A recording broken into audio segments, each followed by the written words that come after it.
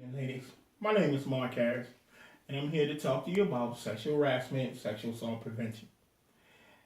I would like to let you know every 107 seconds, someone in America is either sexually harassed or sexually assaulted.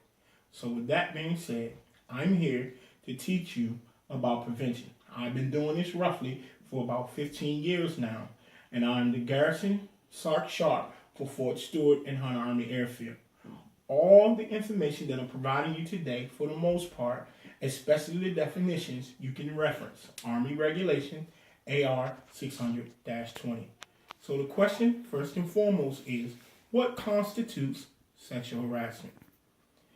It is a form of gender discrimination that involves unwelcome advances, requests for sexual favors, and other verbal or physical conduct of a sexual nature between the same or opposite genders when submission to or rejection of conduct is made either explicitly or implicitly a term or condition for a person's job, pay, or career. Submission of rejection or conduct of a person is used for a basis for employment, career progression that affects that individual's person.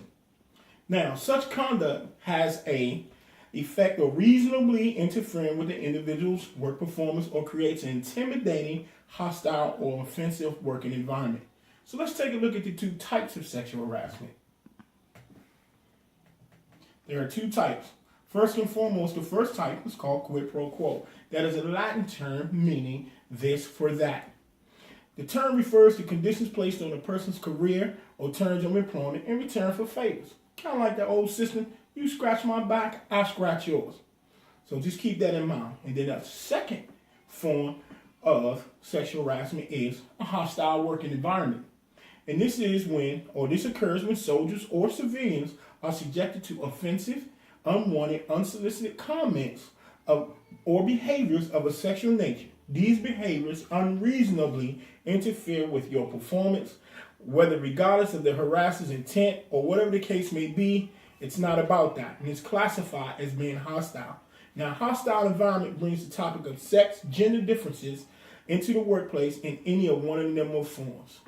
So, let's gradually move into sexual assault. Sexual assault is a crime, first and foremost, and is defined as the intentional sexual contact characterized by the use of force, physical threat, or abuse of authority, or when the victim does not or cannot consent.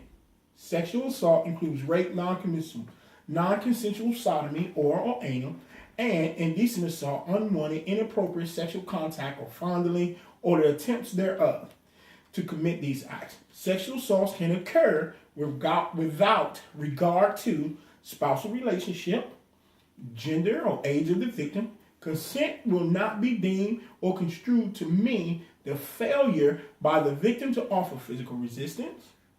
Consent is not given when a person uses force, threat of force, or coercion, or when the victim is asleep, incapacitated, or unconscious.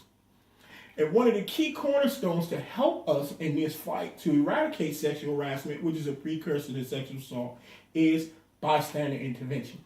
And the Army defines that as it's a social science model that predicts that most people are likely to help others in certain situations.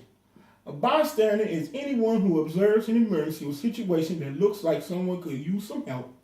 They must then decide if they are comfortable stepping in and offer assistance.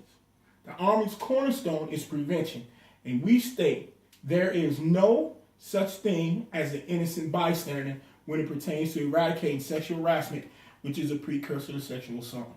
So let's take a look at a few statistics.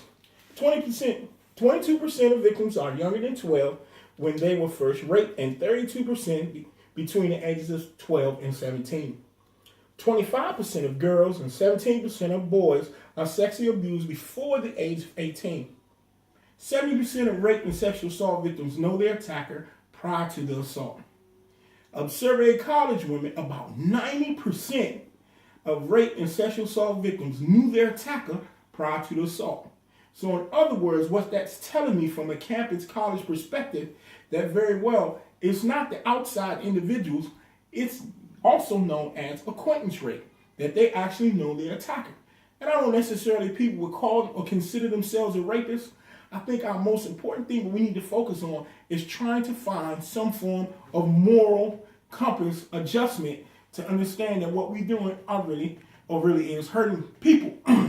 So, in conclusion, I would like to remind you that in order to change the culture, you are going to have to change your mindset on how you see and define what right looks like. So we're in an epidemic of mass proportion, and I would tell you it takes each and every one of us to stand in the gap to eradicate sexual harassment, which is a precursor to sexual assault. Thank you very much for your time.